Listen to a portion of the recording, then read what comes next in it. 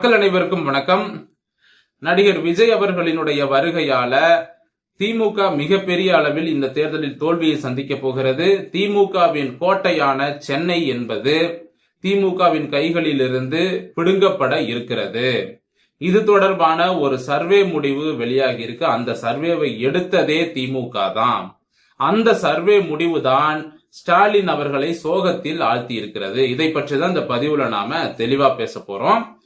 அதாவது இதுவரைக்கும் இல்லாத அளவிற்கு தமிழ்நாடு வரலாற்றிலேயே இந்தியா சுதந்திரம் அடைஞ்சதிலிருந்து இன்னைக்கு வரைக்கும் 2024 வரைக்கும் பாத்தீங்கன்னா நிறைய தேர்தல்கள் நடந்திருக்கு. இதுவரைக்கும் நடந்த தேர்தல்கள்லயே இந்த 2026 ஆண்டு சட்டமன்ற தேர்தல் என்பது ஒரு திருப்பு முனை தேர்தலாக அமைய போகிறது. இதுவரைக்கும் இந்த நாள் வரைக்கும் தமிழ்நாட்டுல நாங்க தான் எல்லாம், நாங்க நினைக்கிறது தான் இங்க சட்டமாகும், நாங்க என்ன நினைக்கிறோமோ அது இங்க நடக்கும், எங்களை மீறி யாரும் ஆட்சியை பிடிச்சிட முடியாது அப்படின்னு நினைக்கக்கூடிய அரசியல் கட்சிகளுக்கு இந்த 2026 ஆண்டு விஜய் அவர்களால் சவக்குழி தோண்டப்பட்டு விட்டது. 2026 ஆண்டு தேர்தல் முடிந்து முடிவுகள் வெளியான உடனே இந்த கட்சிகளை புதைச்சிட வேண்டித்தான். அந்த மாதிரியான ஒரு நிலைமை இந்த கட்சிகளுக்கு ஏற்பட போகுது. அதுல முதலிடத்தில் இருக்கக்கூடிய கட்சி தான் திமுக. ஏன் இப்படி சொல்றேன் அப்படின்னா, இதை நான் சொல்லல, திமுக தலைமை ஒரு ரகசிய சர்வே எடுத்திருக்காங்க. அந்த சர்வே முடிவுகள் தான் சொல்லுது. இந்த சர்வேய எடுத்தவர் நம்ம திராவிட மாப்பிள்ளை சபரீசன். அவர் எடுத்த சர்வேயின்படி சென்னை திமுகவினுடைய கோட்டை அப்படின்னு கடந்த 60 ஆண்டுகளுக்கு மேலா சொல்லுவாங்க. அதுவும் வட சென்னை அப்படின்னு எடுத்துக்கிட்டீங்கன்னா அங்க பட்டியல் சமுதாய மக்களின் வாக்குகள் அதிகமா இருக்கும், கிறிஸ்தவர்களின் வாக்குகள் அதிகமா இருக்கும். இந்த வாக்குகள்லாம் பெரும்பாலும் திமுகவுக்கு தான் போகும். ஆனா இந்த முறை இந்த வாக்குகள் விஜய் அவர்களுக்கு போக போகிறது. இதுதான் தற்பொழுது ஸ்டாலின் அவர்களை சோகத்தில் ஆழ்த்தி இருக்கு. ஸ்டாலின் அவர்கள் 2 நாளைக்கு முன்னாடி வேட்பாளர்கள் பட்டியல் அறிவிக்கும் பொழுது அவர் முகத்துல பாத்தீங்கன்னா ஆடல, அதாவது சோகம் தெரிஞ்சது, எந்த ஒரு மகிழ்ச்சியும் இல்ல. அந்த பட்டியலை வாசிக்கும் போது கூட ஒரு புன்னகை இல்ல. ஆனா அதிமுக தரப்புல பாருங்க, எடப்பாடி பழனிசாமி அவர்கள் பிரஸ் மீட் கொடுக்கும் போதும் சரி, அவர் பொதுமக்களை பிரச்சாரத்தில் சந்திக்கும் பொழுதும் சரி, சிரிச்ச முகத்தோட எல்லார்கிட்டையும் நல்லா பேசுறாரு. அவர் மனசு தெளிவா இருக்கு, அவருடைய செயலும் எண்ணமும் தெளிவா இருக்கு. அதனாலதான் வேலையை சரியா செய்யறாரு. கூட்டணி பங்கீடு சரியா முடிச்சு கொடுத்திருக்கிறாரு. மற்ற கட்சிகளை கம்பேர் பண்ணும்போது விரைவாக கூட்டணி கட்சிகள் யாராருக்கு என்னென்ன சீட்டுன்னு கொடுத்து முடிச்சு அந்த பிரச்சனையை உடனே சால்வ் பண்ணாரு. ஆனா இங்க திமுக பாத்தீங்கன்னா ஏகப்பட்ட சலசலப்பு.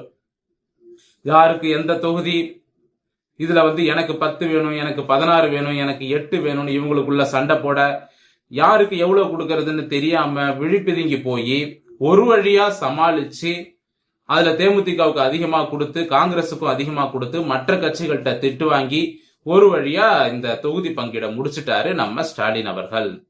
இந்த தொகுதி பங்கீடு அதிகமா செஞ்சது யாரு அப்படின்னா ஸ்டாலின் செய்யவே இல்லையாங்க. ஏவா வேலு, KN நேரு, சேகர் பாபு, KKSSR ராமச்சந்திரன், இந்த 4 பேர் கொண்ட இந்த தெலுங்கு லாபி தான் இந்த தேர்தலுக்கான தொகுதி பங்கீட முடிச்சிருக்காங்க.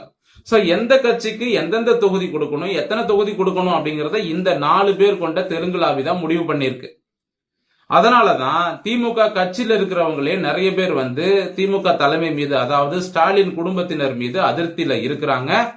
இதனாலேயே திமுக கட்சிக்குள்ள அந்த உட்கட்சி மோதல், அதன் மூலமாக திமுக தோற்பதற்கு நிறைய வாய்ப்புகள் இருக்கு. இப்ப நம்ம விஜய் அவர்களை எடுத்துக்கிட்டோம் அப்படின்னா, இங்க விஜய் அவர்கள் மீது நிறைய பேருக்கு விமர்சனம்லாம் உண்டு. நான் அதெல்லாம் குறை சொல்லவே இல்லை. நாம இந்த பதிவுல விஜய் அவர்களுக்கு சப்போர்ட் பண்ணியும் பேசல. ஆனா விஜய் அவர்களினுடைய வருகையால் திமுகவிற்கு என்ன மாதிரியான அழிவு ஏற்படுங்கிறத தான் நாம சொல்ல போறோம். சென்னை மண்டலத்தை பொறுத்த வரைக்கும் நான் சொல்லிட்டேன், பட்டியல் சமூகம், கிறிஸ்தவர்கள் அதிகமா இருக்காங்க, முஸ்லிம்களும் அதிகமா இருக்காங்க. விஜய் பிரிச்சிருவாரு, திமுக அழியும். அதற்கு அடுத்த இடத்துல திமுகவின் 2வது கோட்டை அப்படின்னு சொல்லக்கூடிய டெல்டா மண்டலம், தஞ்சாவூர், திருவாரூர், நாகப்பட்டினம், மயிலாடுதுறை, இந்த டெல்டா மண்டலத்துல திமுகவை எப்பொழுதுமே அசைச்சிக்க முடியாதுங்க. அது திமுகவினுடைய கோட்டை அப்படின்னு சொன்னாங்க. ஆனா இந்த டெல்டா மண்டலத்திலும் விஜய் அவர்களால் குறைந்தது ஒரு தொகுதியில 20,000 30,000 வாக்குகள் பிரிக்கப்படும். விஜய் அவர்கள் பிரிப்பார்.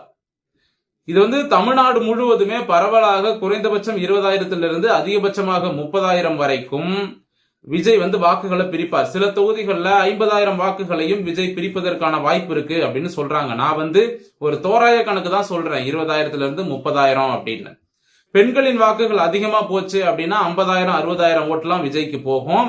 தமிழ்நாடு முழுவதும் தோராயமாக ஒரு 12 to 15 தொகுதிகள் வரைக்கும் விஜய் வெற்றி பெறுவதற்கான வாய்ப்பு இருக்கு. அதாவது தமிழக வெற்றி கழகம் வெற்றி பெறுவதற்கான வாய்ப்பு இருக்கு. ஆனா தமிழக வெற்றி கழகத்தோட பிரச்சாரம் எப்படி இருக்கு அப்படிங்கறதையும் நாம பார்க்கணும். அவருக்கான பாதுகாப்பு குறைபாடு இருக்கு. அவரால் பொது இடங்கள்ல பேச முடியல, மக்கள் கூட்டம் அதிகமா வராங்க, அதனால திணறி போயிருக்காங்க விஜய் அவர்கள். ஆனா அதே நேரத்துல இந்த விசில் சின்னம் மக்கள் மத்தியில நல்லா போய் சேர்ந்திருக்கு. திமுக தலைமை எடுத்த அந்த ரகசிய சர்வேல அவங்களுக்கு கிடைச்ச அதிர்ச்சி ரிப்போர்ட்ல ஒரு முக்கியமான ரிப்போர்ட் என்ன அப்படின்னா, இந்த விசில் சின்னம் என்பது மக்களிடத்தில் நன்றாக போய் சேர்ந்திருக்கிறது. அந்த சின்னம் போய் சேர்ந்ததுதான் நமக்கு பெரிய தலைவலி அப்படின்னு திமுக நினைக்கிறாங்களாம். ஏன் அப்படின்னா, இப்ப தமிழ்நாட்டு மக்களை எடுத்துக்கிட்டீங்க அப்படின்னா, யாரை கேட்டாலும் சூரியன் ரெட்டலை அப்படின்னு சொல்லிடுவாங்க. அந்த சூரியனும் ரெட்டலையும் மக்கள் மனசுல ஆழமாக பதிந்த சின்னங்கள். அப்படி இருக்கும் பொழுது உதயசூரியன் ரெட்டலைக்கு நிகராக இன்னைக்கு விசில் அப்படின்னு சொன்னா அது விஜயுடைய சின்னம் அப்படின்னு குழந்தைகள்ல இருந்து வயசானவங்க வரைக்கும் சொல்ற அளவுக்கு அந்த விசில் சின்னம் என்பது மக்கள் மனசுல பதிஞ்சிருச்சு. இப்ப அரசியலுக்கு அப்பாற்பட்டு நமக்கும் விஜய் அவர்கள் மேல ஒரு சில கருத்து வேறுபாடுகள் உண்டு. அதனால அதை அப்படியே தள்ளி வச்சுட்டு அரசியலுக்கு அப்பாற்பட்டு விஜய் அவர்களுடைய வருகையை பார்த்தோம் அப்படின்னா, விஜய் அவர்களுடைய வருகை திமுகவை அழிக்கும். அவர் எப்போ தமிழக வெற்றி கழகம்னு பேர் வச்சாரோ அப்பவே தெரிஞ்சு போச்சு திமுக அழிய போகிறது, திராவிடம் தமிழ்நாட்டில் அழிய போகிறது அப்படிங்கிறது தெரிஞ்சு போச்சு. சோ அந்த ஒரு விஷயத்துல நான் விஜய் அவர்களை பாராட்டுவேன். தமிழக வெற்றி கழகம்னு திராவிடம் இல்லாத ஒரு பெயரை வைத்திருக்கிறார் விஜய் அவர்கள், அதுல பாராட்டுகள். ஆனா ஈவே ராமசாமியை தூக்கி பிடிக்கிறார், அது ஒண்ணுதான் வந்து நமக்கு பிடிக்கல. ஈவே ராமசாமியை தூக்கி வெளியில போட்டுட்டு அந்த இடத்துல வேற ஒரு நல்ல சுதந்திர போராட்ட தலைவரை வச்சாரு அப்படின்னா விஜய் அவர்களுக்கு நானே நேரடியா ஆதரவும் கொடுப்பேன். நான் மட்டும் இல்லைங்க, அதாவது நிறைய தேசியவாதிகளும் கொடுப்பாங்க, ஒட்டுமொத்த தமிழ்நாடும் ஆதரவு கொடுக்கும். இப்ப ஈவே ராவை தூக்கி சுமக்கிறதுனாலதான் நிறைய மக்கள் வந்து விஜய்க்கு இன்னும் ஆதரவு கொடுக்காம இருக்காங்க. பெரும்பாலான ஆதரவு விஜய்க்கு தான் இருக்கு. ஆனா ஈவே ராவை தூக்கி போட்டுட்டாரு அப்படின்னா அனைத்து தரப்பு மக்களும் விஜய் அவர்களுக்கு ஆதரவு கொடுப்பாங்க. சரி விடுங்க, பரவாயில்ல, நடிகர் விஜய் அவர்கள் ஈவே ராவை எடுத்து போஸ்டர்ல ஒட்டிக்கிறாரு, சரி ஒட்டிக்கட்டும். ஆனா திராவிடம் என்ற பெயர் அவருடைய கட்சி பேர்ல இல்ல, அது வரைக்கும் சந்தோஷம். இப்போ விஜய் அவர்களினுடைய வருகை டெல்டா மண்டலத்தை பாதிக்கும், சென்னை மண்டலத்தை பாதிக்கும்ங்கிறதையும் நாம சொல்லிட்டோம். ஆனா அதே நேரத்துல வட மாவட்டங்களும் திமுகவின் கோட்டை தானே. வன்னியர் பெல்ட்ல இருக்கக்கூடிய வட மாவட்டங்கள்ல பல தொகுதிகள்ல திமுக ஜெயிக்கிறாங்களே.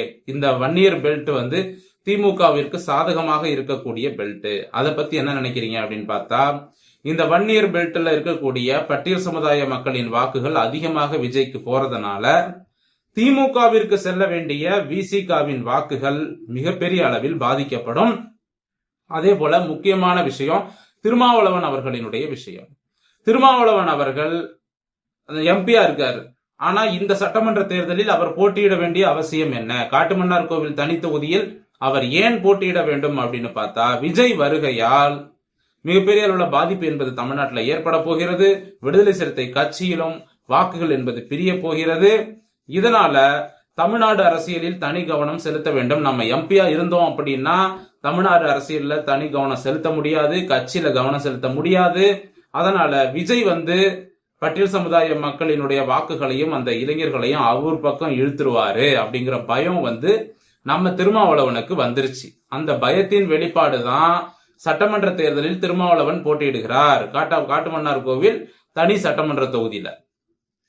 சோ அப்ப திருமாவளவன் பயந்துட்டாரு. ஒரு பக்கம் ஸ்டாலின் முகத்துல ஆடல, அவரு சோகமாவே இருக்கிறார். இன்னைக்கு வரைக்கும் அவர் சிரிச்ச முகமா இல்ல இந்த சர்வே முடிவை பார்த்ததுல இருந்து. இப்போ அடுத்த கட்டமா வந்து தென் மாவட்டம் அப்படின்னு எடுத்துக்கிட்டோம்னா, தென் மாவட்டத்துல கிறிஸ்தவர்களின் வாக்குகள் அதிகமாக இருக்கக்கூடிய பகுதி. பேசிக்கா விஜய் வந்து ஆர்சி ரோமன் கத்தோலிக், அதனால கிறிஸ்தவர்களின் வாக்குகளும் விஜய்க்கு தான் போகும். சோ நடிகர் விஜயால திமுக அழிய போறது நிச்சயம். எம்ஜிஆர் வந்து, அதாவது எம்ஜிஆர் என்ற ஒரு நடிகரை வைத்துதான் இங்கே இந்த திராவிடம் தமிழ்நாட்டில் உள்ள நுழைஞ்சது. எம்ஜிஆரினுடைய சினிமா, அவருடைய பாடல்களின் மூலமாக திராவிட கருத்துக்களை திணிச்சு திராவிடம் தமிழ்நாட்டில் நுழைந்தது. சோ எம்ஜிஆர் என்ற நடிகரின் மூலமாக உள்ளே நுழைந்த திமுக தற்பொழுது விஜய் என்ற நடிகர் மூலமாக தமிழ்நாட்டிலிருந்து காணாமல் போக போகிறது, அழிய போகிறது என்பதுதான் நிதர்சனமான உண்மை. சோ விஜய் வருகை அதிமுக மற்றும் வலதுசாரி அமைப்புகளுக்கு நல்லதையே செய்யும், திமுக மற்றும் திராவிட அமைப்புகளுக்கு தீமையை செய்ய போகிறது. திராவிடம், திமுக அழிய போகிறது என்ற நல்ல வார்த்தையை சொல்லிக்கொண்டு இந்த பதிவை நான் முடித்துக் கொள்கிறேன். மீண்டும் அடுத்த நல்ல பதிவோடு உங்களை வந்து சந்திக்கிறேன். நன்றி, வணக்கம்.